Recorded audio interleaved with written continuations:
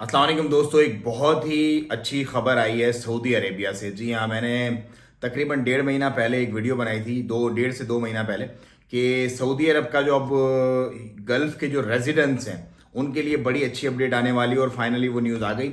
Saudi Arabia का जो visa वगैरह इशू करते हैं डिपार्टमेंट, उन्होंने ये इंदिया दे दिया है कि जितने भी गल्फ में रहने वाले रेजिडेंट्स हैं, मतलब जैसे हम लोग हैं, गल्फ में रहने वाले रेजिडेंट्स अब ऑनलाइन टूरिस्ट वीज़ा सऊदी अरब का अप्लाई कर सकेंगे और उन्हें वीज़ाज मिल जाएंगे।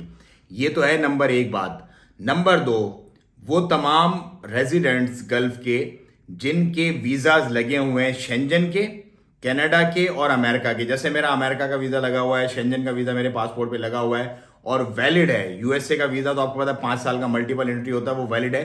तो मुझे ऑन अराइवल वीज़ा मिलेगा। मैं सऊदी अरब उतरूंगा और मेरा वीज़ा जो अमेरिका का वीज़ा है उसको देख करके ऑन अराइवल वीज़ा उस पर स्टैम्प कर दिया जाएगा। तो वो तमाम लोग जिनके वीज़ाज लगे हुए हैं शेंजन स्टेट्स के और यूएसए के और कनाडा के जो वैलिड हैं, तो उनको ऑन अराइवल वीज़ा मिलेगा सऊदी अरेबिया में। लेकिन उसकी शर्त यह कि एक दफ़ा आपने एंट्री मारी हो उन स्टेट्स के अंदर लास्ट में, मतलब जिनके वीज़ा आपके लगे हुए हैं। और जो गल्फ के रेजिडेंट्स हैं, मतलब आप Bahrain, Kuwait, Qatar, Saudi Arabia, Oman, UAE, यहाँ के अगर आप रेजिडेंट्स हैं, रेजिडेंट नेशनल नहीं, रेजिडेंट है, तो आप ऑनलाइन वीज़ा अप्लाई कर सकते हैं टूरिस्ट, और आपको ऑनलाइन वीज़ा इशू कर दिया जाएगा। और पहले तो ये होता था कि आपको एजेंट वगैरह डालने पड़ते थे, बीच के अंदर सारे मामला करने पड़ते थे, वो अब आपको नहीं करने पड़ेंगे। हाल बता आप खिदमात ज़रूर ले सकते हैं एजेंट्स की अगर आपको लेनी है तो, लेकिन वीज़ा आपको जो है वो ऑनलाइन मिलेगा और टूरिस्ट वीज़ा मिलेगा, जो कि वैलिड, उसकी वैलिडिटी के बारे में अभी इंडिया नहीं दिया गया कि 3 महीने का इशू किया जाएगा या 1 महीने का इशू किया जाएगा। लेकिन बहरहाल आपको ऑनलाइन वीज़ा मिल जाएगा और ये एक बहुत